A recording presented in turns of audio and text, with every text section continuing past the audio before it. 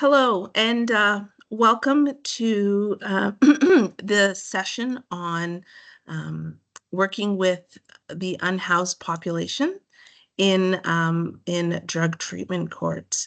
I'm Jennifer Lysay, and I'm a member of the AJTP myself, Association of Justice and Treatment Professionals. And myself and Joanna Steele will be presenting on this topic for the next hour. Please be advised this session is being recorded and a copy will be made available on the AJTP website as well. It will be emailed to you. I am from Pinewood Center of Lake Ridge Health, and I work in the Durham Drug Treatment Court as a treatment provider. And Joanna is a social worker at the Center of Addiction and Mental Health who works in the Toronto Drug Treatment Court program as a treatment provider. And we will be speaking about our experiences in working with the unhoused population. Before we start, I would like to read our land acknowledgement. We will begin this webinar by acknowledging that we are meeting on Aboriginal land that has been inhabited by Indigenous peoples from the beginning. As settlers, we are grateful for the opportunity to meet here, and we thank all generations of people who have taken care of this land for thousands of years. Long before today, as we gather here, there have been Aboriginal peoples who have been the stewards of this land. In particular, we acknowledge Anishinaabe, Huron-Wendat, Haudenosaunee, and Ojibwe Chippewa peoples. The land is home to the Métis and most recently the territory of the Mississaugas of the First Credit Nation, who are direct descendants of the Mississaugas of the Credit. We recognize and deeply appreciate their historic connection to this land. We also recognize the contributions of the Métis, Inuit, and other Indigenous peoples have made both in shaping and strengthening this community, in particular, and our province and country as a whole. As settlers, this recognition of the contributions and historic importance of Indigenous peoples must also be clearly and overtly connected to our collective commitment to make the promise and challenge of truth and reconciliation real in our communities, and in particular, to bring justice for the lives lost in residential schools, as well as all the murdered and missing Indigenous women and girls across our country. As we go through our presentation, both Joanna and I will be monitoring the chat as well as the Q&A. Please feel free to put any questions in both. There has been some technical glitches with the Q&A, but I do encourage you to do that. We will do our best to answer it as we're presenting, and if not, we will definitely take questions at the end. So Joanna, I'm gonna throw it over to you now. Great, sounds good. Thank you, Jen. We're both really happy to be here today, and we're just going to spend some time together talking about some of the things, and yes, feel free to put some things in the Q&A. But to start us off, we thought we'd talk a little bit about some of the unique challenges for people that don't have housing who are in the DTC, the drug treatment court programs. We're also going to spend a little bit of time talking about some things to think about as far as treatment goes when working with people in the unhoused program, unhoused persons. And we're also going to talk a little bit about adapting some of the structure of treatment and the structure of court to kind of adapt to some of the particularities for people that are unhoused. So maybe to start, I'll say a little bit as far as some of the unique challenges for people that don't have housing. And one thing is to say that there is a lot of diversity in that population as well, and what not having housing looks like. So it really can range from people that are kind of living day to day on the street to people kind of in shelters, to people that are couch surfing and temporarily housed with someone or a friend, but it's very unstable, to people that have like really good relationships with the shelters that they're staying at and can regularly stay there. So it really looks really different depending on the person that you're working with.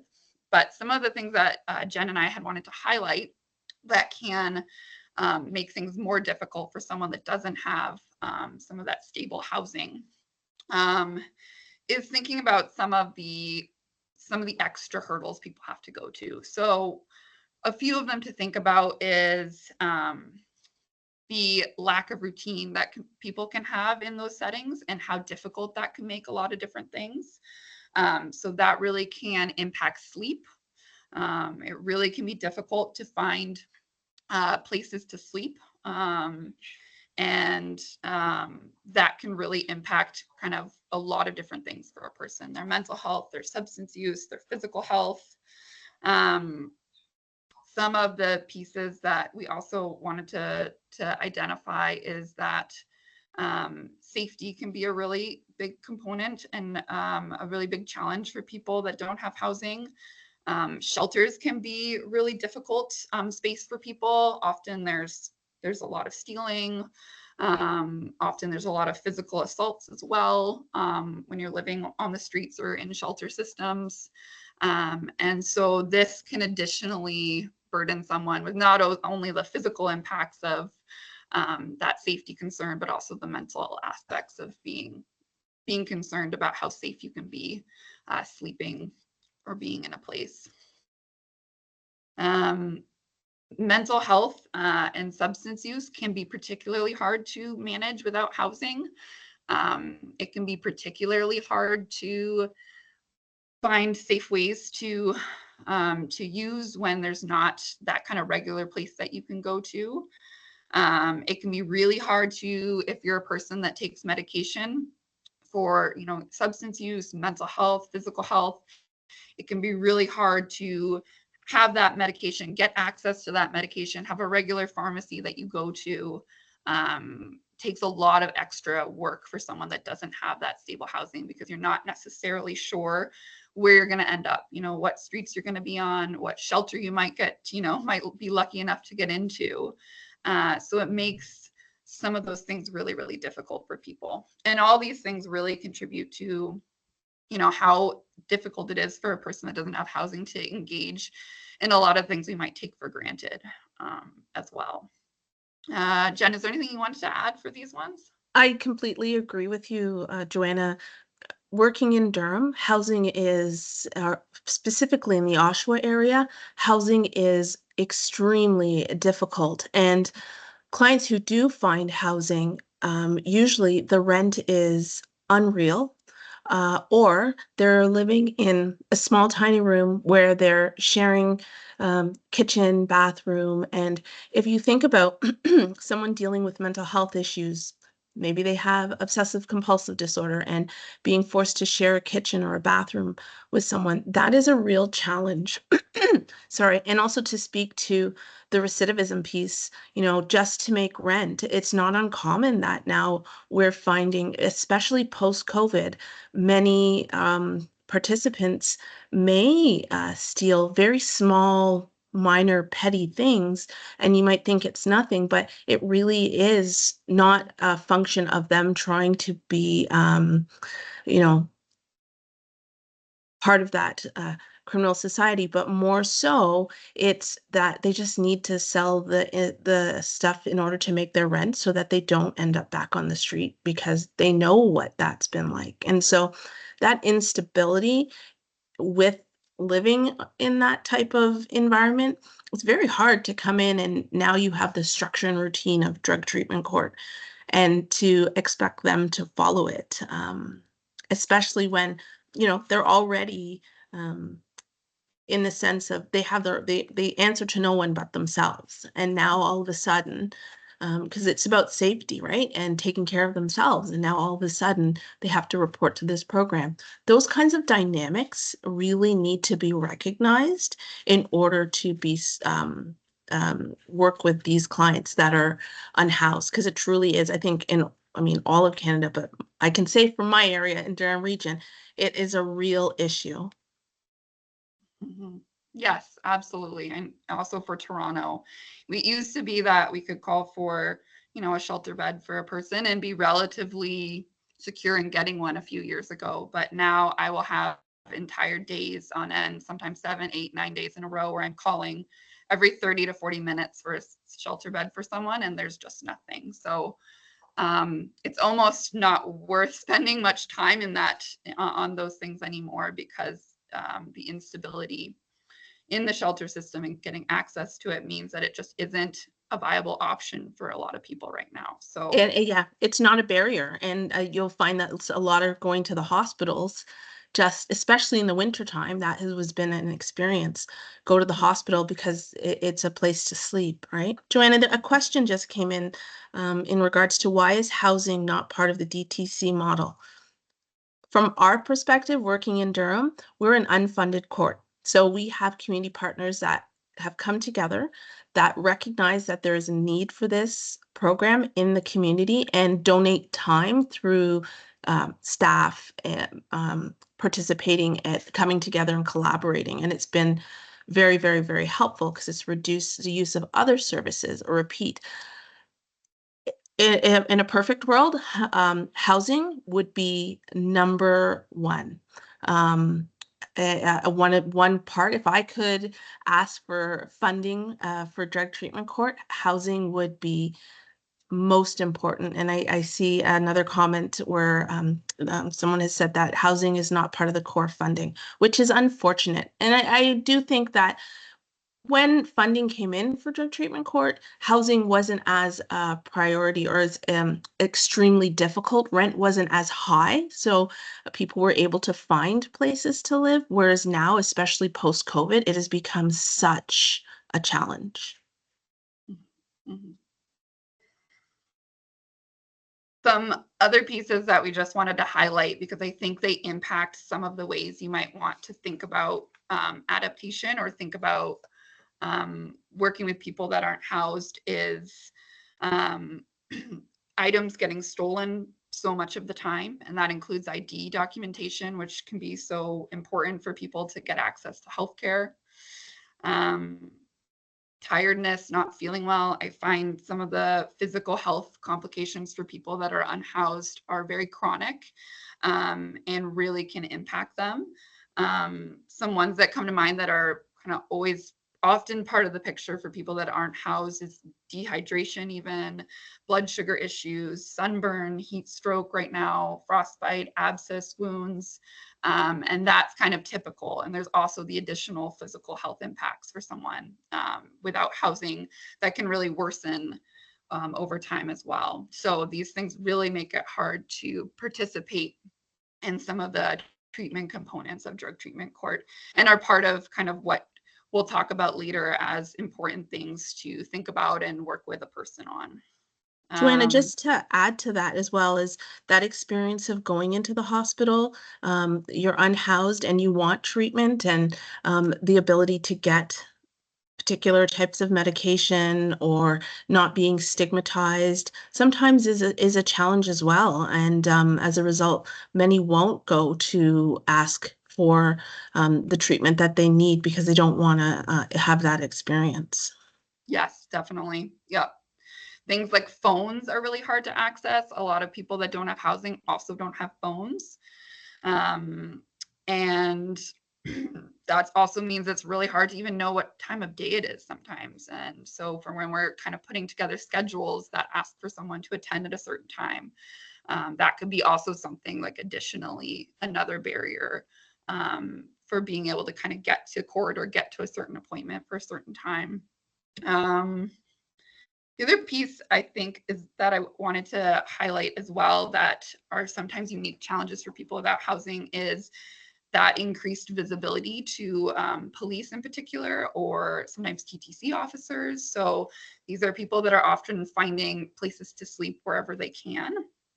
So it means that they're in some ways very visible, and they're also having a lot more encounters with police sometimes than people that have housing, because they're being asked to move or be moved out of TTC stations or out of TTC buses, being kind of called when they're sleeping in front of a store. So that really does kind of increase in their encounters with police at times. And the added piece of kind of that race plays, and for people of color and discrimination, to kind of have additional encounters with police can really be a hardship and increase kind of the arrest rates for people that don't have housing as well. And I absolutely, right. The more involvement they have, and again, I want to add to that piece of the mental health, right? As well, these participants are often using, if they're using hallucinogenic type drugs, paranoia will definitely kick in, and even in that interaction where they see the police coming, they become paranoid, they become aggressive, they become violent. Not typically aggressive or violent people, but due to the nature and the feeling of a lack of safety and everything around them is a threat, it's very, very challenging. So police are doing what they need to do. The person becomes violent or whatever. They have to follow through on their mandates and what's expected of them. Which is unfortunate.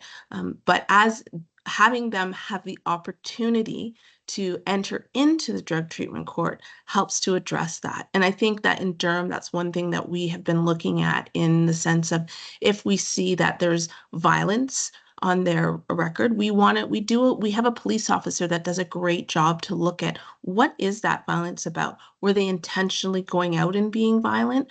Or was it a reaction to a situation that maybe got out of control? And there is some insight that their behavior wasn't appropriate, or they can recognize that, yes, I behave in a particular way and I didn't like that, and I want to make those changes. I think it really is about having a conversation with the participant that is unhoused, to really get to understand what's going on in their world, to create this type of dynamic, because it's a lot different than someone who is housed, who has that safety, who has those basic needs of comfort. The other thing I'd speak to, Joanna, you spoke to it earlier, is the lack of access to resources. I think about clients that lose their health card, and then they want to go get their health card renewed. Well, they need something with their address on it, or they need some sort of ID, and just a lot of barriers that are in the system, because for various reasons, checks and balances, it becomes very challenging, right? Even having their disability cut off, or having their OW being cut off, or because they don't have access to a doctor or something like that. Again, it starts this cycle, and the cycle continues, and it's very hard to break, especially if you don't have the financial means to get yourself out of that cycle. Absolutely.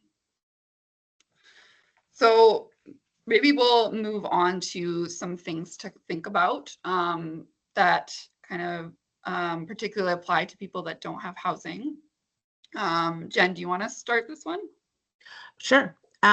So when you're thinking about, a client entering into the drug treatment court, I can say in Durham, we definitely will take clients that don't have a stable living environment, but we do ask that they try and get into a shelter system, a crisis, or something like that, to get some initial stability.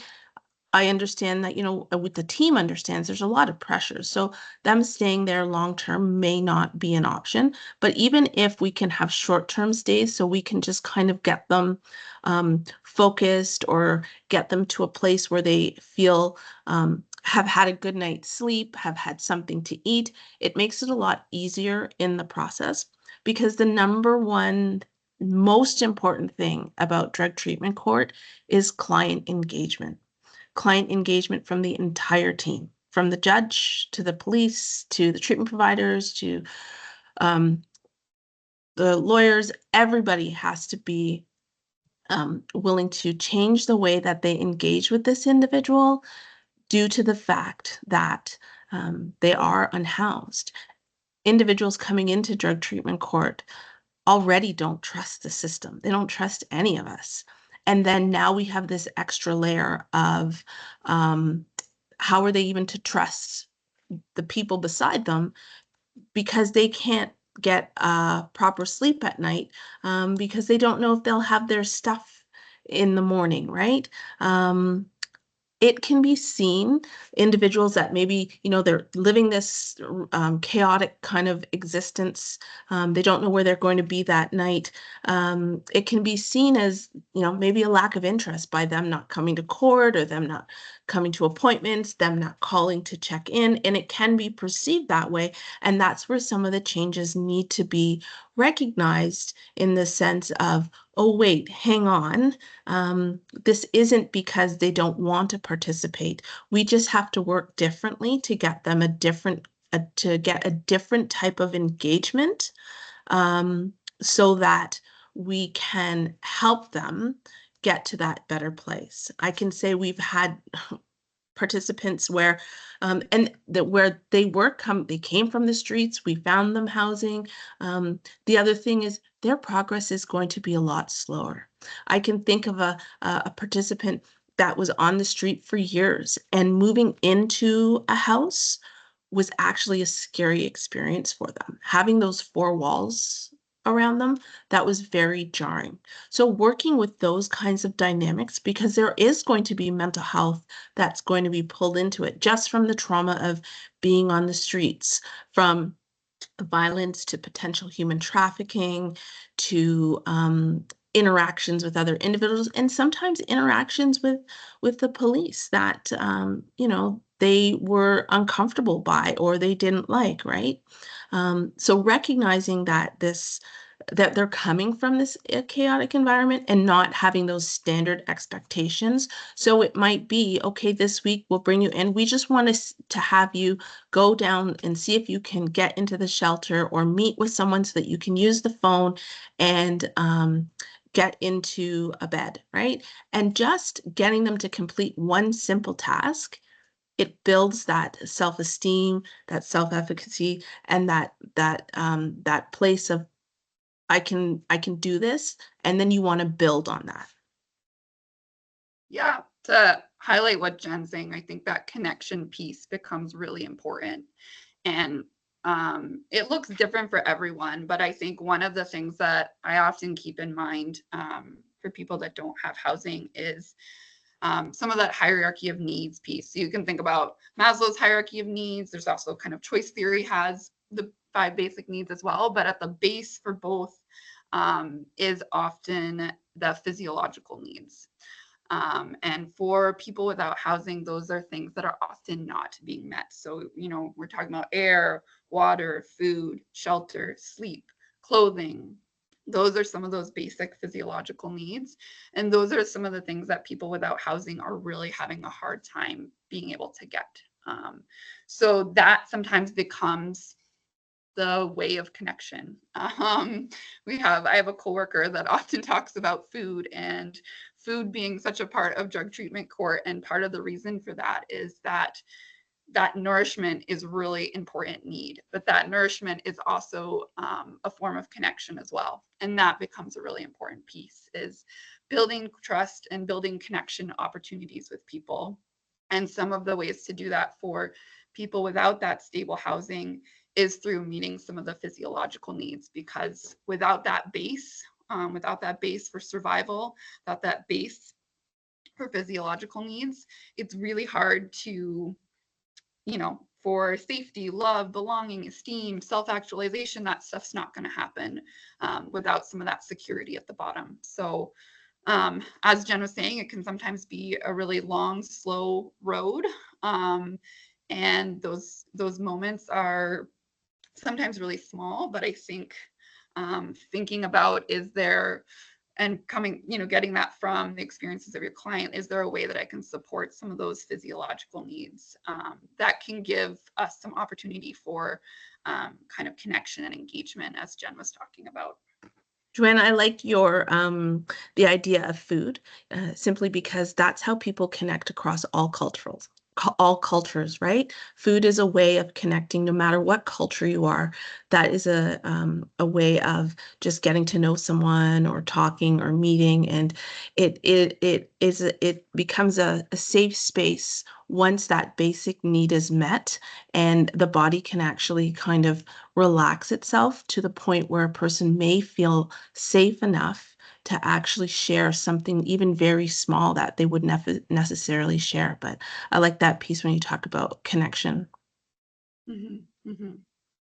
So I think for the last part today that we're going to spend some time on before we get to some questions if people have them, is thinking about ways to adapt the DTC structure and approach to support some of the unique experiences for people that are unhoused. So maybe I'll talk a little bit about some ideas that we've tried in our program, and then Jen, you can kind of jump in with thoughts and experiences from people you've worked with in your program. Does that sound okay? Sure, that's great. So, I mean, some of the adaptations can be similar to what I was kind of talking about. Is there ways that we can support a person that's unhoused to kind of have more access to some of those physiological needs? So even when we think about some of our treatment here, clients are often asked to come to groups 3 times a week, meet with their individual therapists, leave randomized urine drug screens. And for people that don't have housing, we do kind of do things a little bit differently sometimes. Sometimes we allow for sleeping in some of our spaces. So there's kind of mats so people can kind of get some rest. We often do takeaway type packages for people that don't have housing. So sometimes this might be like a gift card to somewhere that's open 24 hours so that they can have a little bit of extra time somewhere. Sometimes it's emergency blankets, sometimes it's protein bars or a food card. Some of those pieces that they can kind of take away when our hours are closed that will hopefully help them make it a little bit easier for them that night. We've sometimes provided laundry support for people. Hygiene becomes really important for people and can be really embarrassing for people that don't have access to showers. So we often kind of provide like hygiene bags for clients that don't have housing that they can come and get, and some options for places they can take showers or get some laundry support. Sometimes that's included even, we have like a hair trimmer at our program as well for people that might want their beard or their hair trimmed and don't have access to kind of mirrors and sinks to be able to do that because they don't have housing. We do a lot of meals, as I was saying, so it's a lot of connecting through food, and we really make an effort to make warm meals as well, since that can be something that's hard to access, and eating together even. So that's been like a switch that we do, especially for people that don't have housing, but for our program in general, where food insecurity is such a piece of the picture. We allow a lot of access to phones. So there's a phone that they can use whenever they want to have contact with people. Lots of harm reduction supplies on hand as well. And lots of TTC tokens or Toronto Transit Commission tokens. So that's our subway bus system here. But because that's used as a way of getting around, but also a way for people to sleep up until 2 a.m., especially when the shelter beds are so full. We do try to kind of give our unhoused clients more access to those tokens so that they have that option available. So that's some of the like day-to-day pieces that we try to keep in mind to, again, really a lot of it's targeting some of those physiological needs that a person has, but also a way of building connection that, we're here, we're hearing what you're saying is hard, and we're trying to kind of support in the small ways that we can to give you some of those items that might be useful for you right now in this moment. Absolutely. Very, very, very, some really good ideas, but I think we operate similarly in the sense that, individuals that that are brought into our program and we that are unhoused, we try to support them through same thing, gift cards or bus tickets or something to that sense. We have individuals who work caseworkers with the mental health, our Durham mental health services, who will assist clients into the crisis beds. And just in the crisis beds, they're able to connect them with various resources and such, right? Just to get them off the streets. And I think the one really important thing is looking at their bail conditions. When we bring them in, we will look at their bail conditions, and it's completely ridiculous to have them have a curfew. So it's about looking at removing or changing some of those bail conditions in order to adapt to their present circumstance.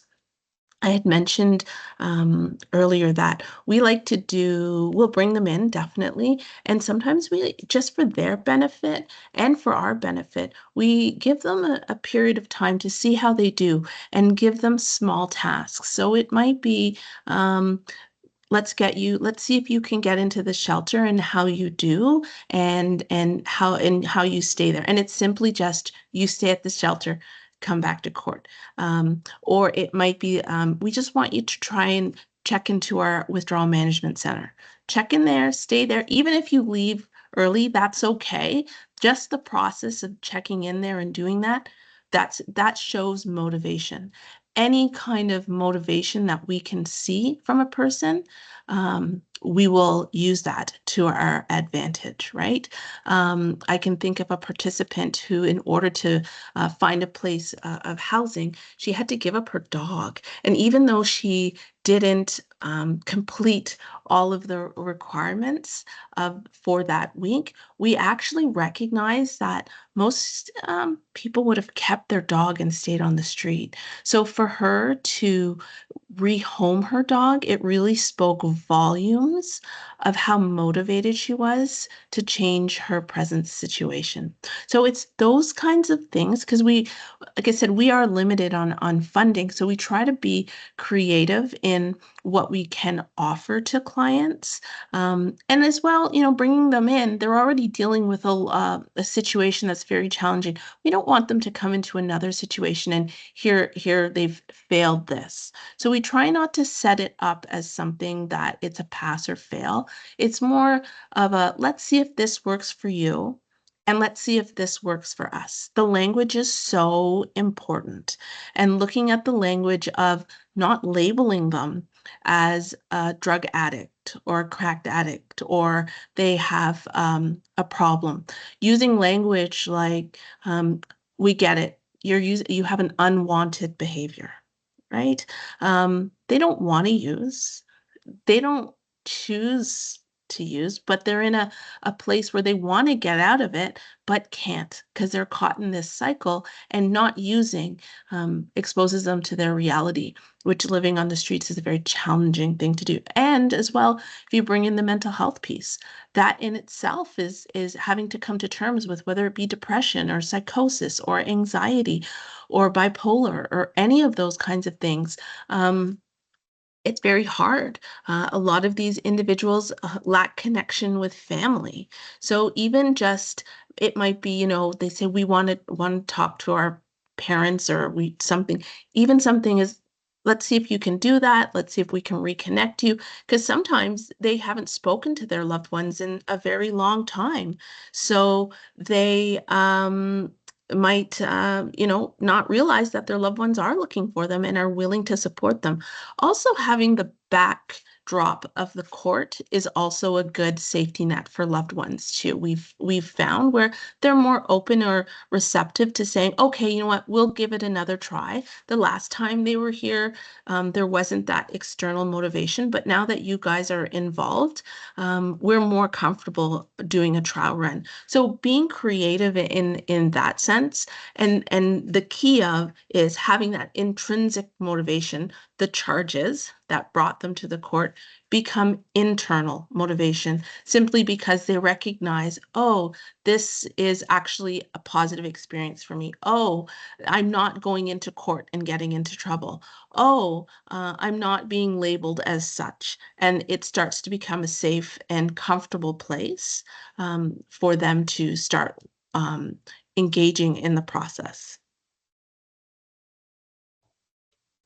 Yeah, I think one thing to highlight too is that I think some of that step-by-step progression that Jen's kind of talking about as well is really important. So those small times of kind of connection and some even increase in flexibility as well. So I think when I think about the clients that I've worked with that don't have housing, I mean, one of the pieces has been sometimes allowing for individualization or flexibility in what their program kind of looks like based on where they're at.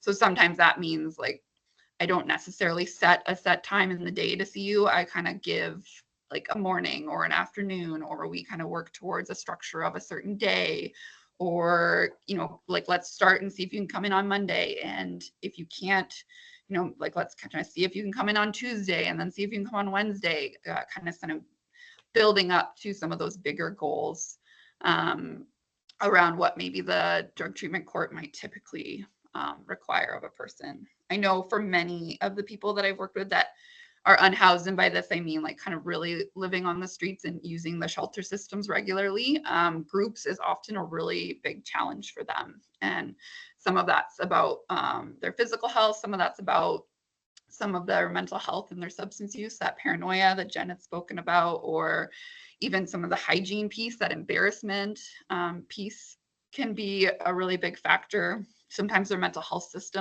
symptoms are significant enough that it makes it really hard for them to engage in something like that. So that's something we kind of put on the side to work up to later when it makes more sense for a person. So it really can require kind of some more individualized plans and support for people that allow for those wins, like Jen was saying, that those successes, that connection success. I think one of the pieces with our treatment team and with our core team is we really highlight connection, and we really highlight a lot of like praise and noticing for that connection, and particularly for people that don't have housing, how difficult that is. And so having the court team to be able to really highlight the things that a person has done well, and even if they're not meeting all of those obligations, especially in the beginning, but especially if we additionally know that housing is something that they don't have,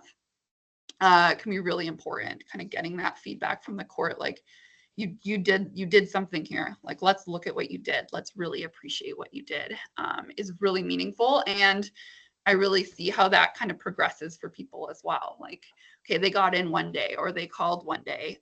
Okay, the next week, let's see for two. And I think also as the connection builds, that gets easier for people too. Like this, you know, the treatment place that we're at, CAMH, for me, becomes a spot that a person feels a lot more comfortable in as they kind of get used to it, and as we really value seeing them and appreciate the connection that they're making. I agree. The other thing I would highlight is the urine screens. At this stage, urine screens aren't important. We know that they're using. So there's no pressure on them. They're aware that in the future that is definitely a requirement. But at this stage where they're trying to find stability, we're not going to make that as a priority. Because chances are, if they're on the streets, they're being triggered, they're being exposed, and we just don't want to add to, oh, here's another thing you didn't do again. Okay. A lot of, I think I've been finding at least a lot of participants are dealing with ADHD that's not diagnosed or undiagnosed. And that in itself is a challenge. The emotional aspect, the impulsivity of it, the risk taking, and an individual that may be using cocaine or crystal meth to manage their symptoms of ADHD, it kind of makes sense, right? Because it does give them that short-term kind of no rumination, ability to focus, that feeling of being successful, right?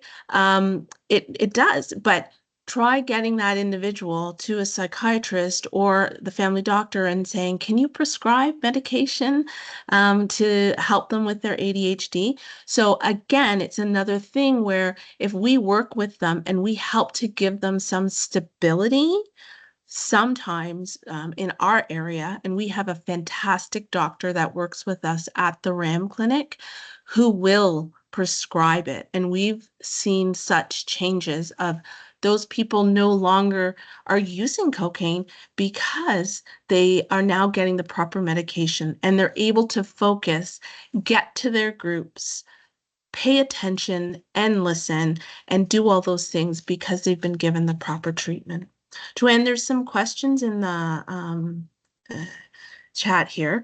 It says, if our DTCs are moving away from the requirement of abstinence, what are your thoughts on the requirement that participants go to detox or recovery houses when they are very averse to that? Several of our participants hate the idea of, I believe that is detox. It says RHs. So if it's not detox, please correct me. And when they leave them or are discharged, they are reprimanded and told they have to get back to that situation because they screen positive. And so exactly what we were speaking about. We do not mandate treatment in the Durham court. Okay. We don't even necessarily ask for abstinence in that sense. We recognize opiate replacement therapy. We will encourage individuals to access the RAM clinic to get on Suboxone, Sublocade, methadone, whatever they need in order to help them. As well, we will also look at graduation versus certificate of completion. It is absolutely unfair for someone who has severe anxiety and our doctor has prescribed them, say, a benzodiazepine to say you have to stop taking this in order to graduate from the program. Or someone that has legitimate pain issues and maybe they were abusing whatever opiate it was, for us to say you can't take that anymore. So what we do is we try and be creative and work with our opiate team or work with our doctors to say, how can we do this so that the person still gets the needs that they're meeting? Maybe they need something else or a change in what's being prescribed to them, which is why they've been using it or abusing it per se. And so we still recognize that and support that. And we have different little strategies that we've used.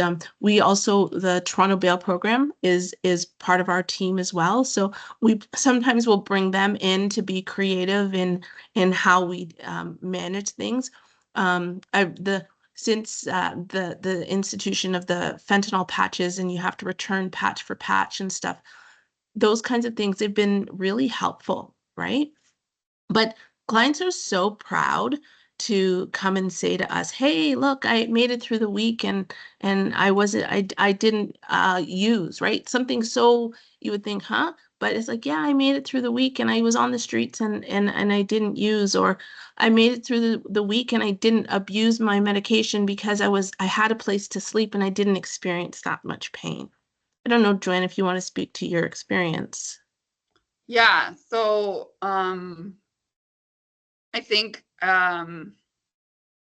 that's really similar to our approach as well. Like, I think we don't actually, the Robin Cuff answers it a little bit here in her response, but in the chat, but that we typically don't start from a place of requiring kind of abstinence, or it's a lot of harm reduction in our program, and that we often wait for some of those interventions that are like detox, recovery houses, residential treatment until a person is a bit more ready for that. And definitely, even if they might not be fully ready for that, definitely it's not our first, second, or even third intervention typically. It's something that we wait further on. And I think it's really helpful too, because I think that connection is a little bit more solid by the time that request might happen. But we really do try to support people for doing that intervention when they're ready versus straight from the beginning, or kind of coming from a place related to positive screens. Yeah. So, and just to further on, I see in the chat, the individual who had asked the initial question was referring to abstinence as applied to those initial illicit substances.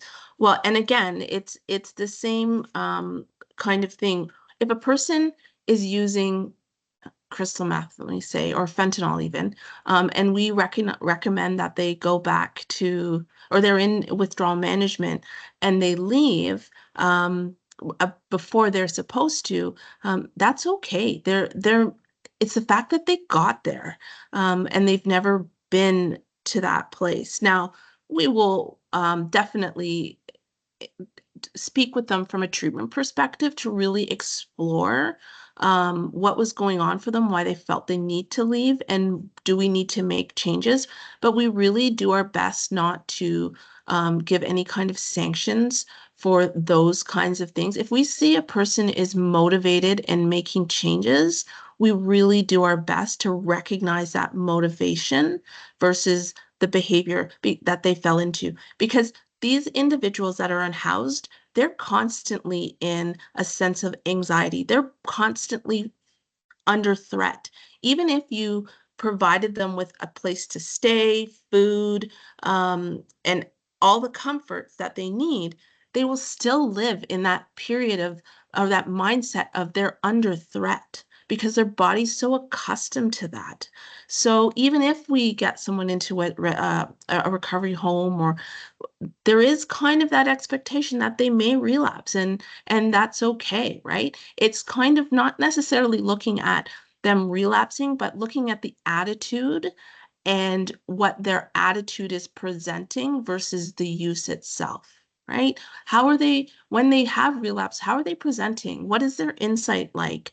What are they looking towards? How do they feel about the relapse, right? Versus, yeah, there are those participants that it's, yeah, I relapsed, I don't know why. Or, oh, yeah, I just wanted to go meet my partner, I had to leave detox, right? So we really do look at it as a case by case basis. And if we see repeated behaviors of, oh, yeah, I left because, or I just didn't feel like it, or I didn't, that's when we have to ask the question, how do you feel that this program is working for you? And what we'll do is ask them to write a letter to the team so that they're not doing it in front of the court.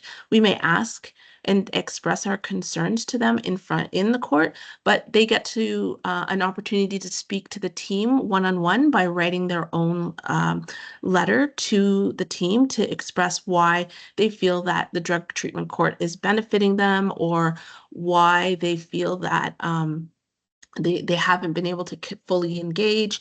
Those kinds of things are really, it makes them feel special. It's one thing to speak to the treatment provider, but I get to write a letter and give it to the judge that the judge can read it. It makes them feel special in that moment where they're on the streets, and it's very rare that they get that feeling or that sense of importance. I hope that answers your question. Okay. Joanne, did you want to go to the next? We're almost at the end here. Sure. Yeah. I see some good discussion in the chat. So, was there any other? Do we address the questions? Yeah. Okay. I think so. Yeah. I think the last point was kind of looking at some of those court expectations, and we actually talked about those pieces already. Jen mentioned it as well.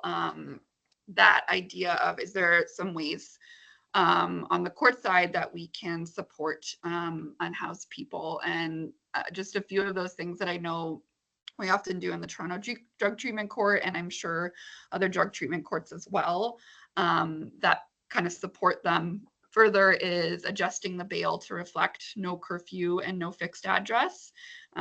Especially, like I was saying, so many of the people that are unhoused are a lot more visible, especially if they're sleeping on the streets or on the transit systems. So having that on their bail is really important, because to kind of be endlessly picked up on that kind of thing as someone that's unhoused adds to trauma, adds to that kind of those negative experiences, those police interactions. It's really not helpful.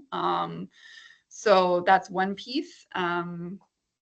I think there's an effort to kind of address the people that are in custody and don't have housing, to address kind of their needs quickly. We often are looking, housing is always something we're looking for. This is I know we didn't talk about that, but I think we assume it as well. Like we're always looking for housing first initiatives make a lot of sense, right? Like that stability that comes from housing is really important. And then some of the pieces is that we, sometimes relaxing some of the rules that we might typically have at court can be something that's useful, especially for people without housing. So, sometimes in the back, we might have someone we know that hasn't slept that night, and they've been out on the streets a lot. So they might be kind of, they might be resting, or they're out in the lobby, and we kind of have them rest there for a little bit. I think there's this idea with just thinking about what some of the barriers someone is facing to get there. So for someone that doesn't have housing, getting to court in the realm of timeliness can be a big win, even if it's, even if maybe they're struggling in some of these ways related to sleep or substance use. And then connection, especially for unhoused people, is really, really highlighted often. So those things that we can really support that client for doing right, and for doing well, and for trying, especially for people with so many barriers and challenges, is something the court team really, really strives to do.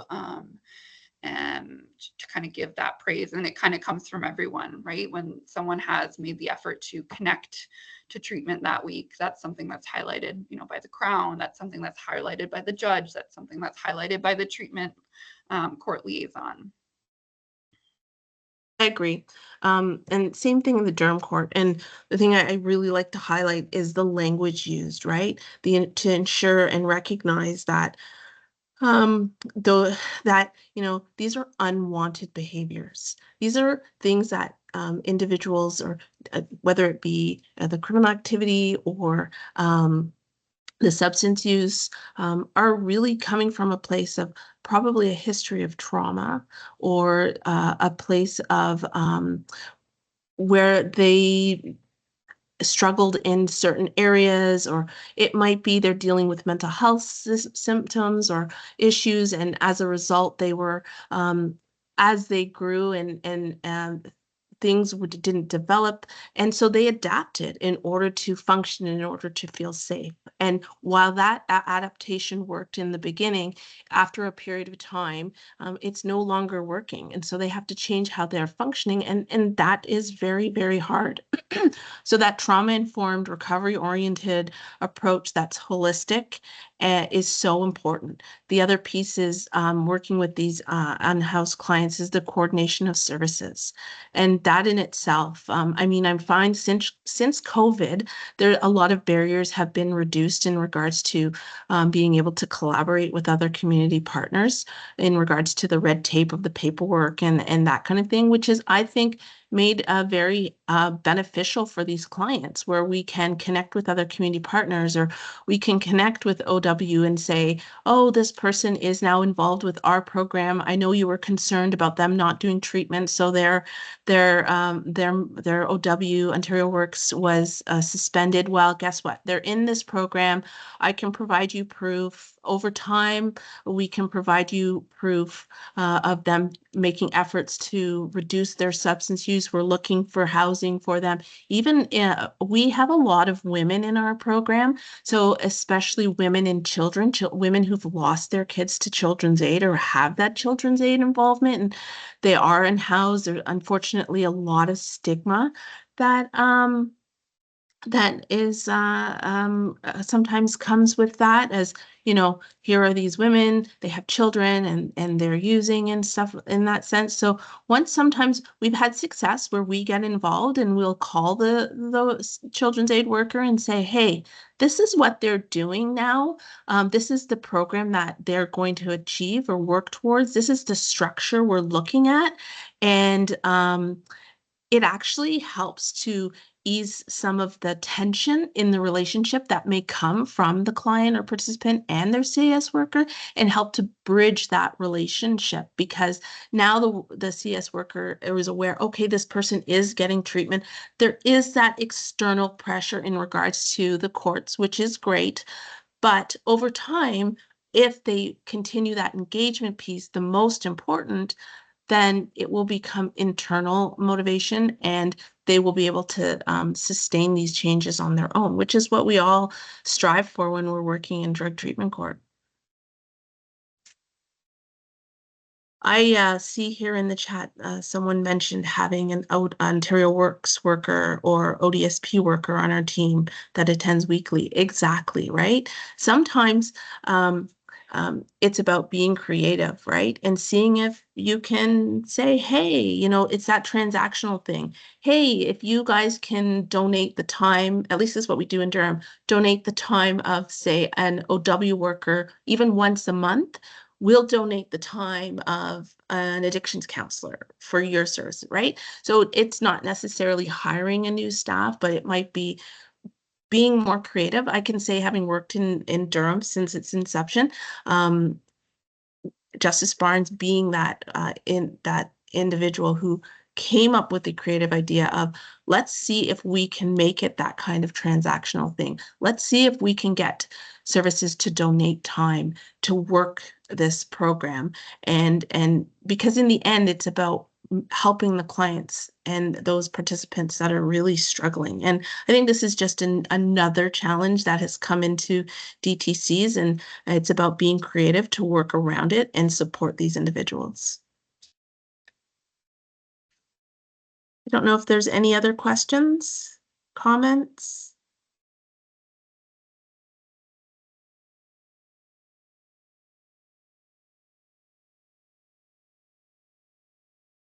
Okay. Well, I'd like to thank you for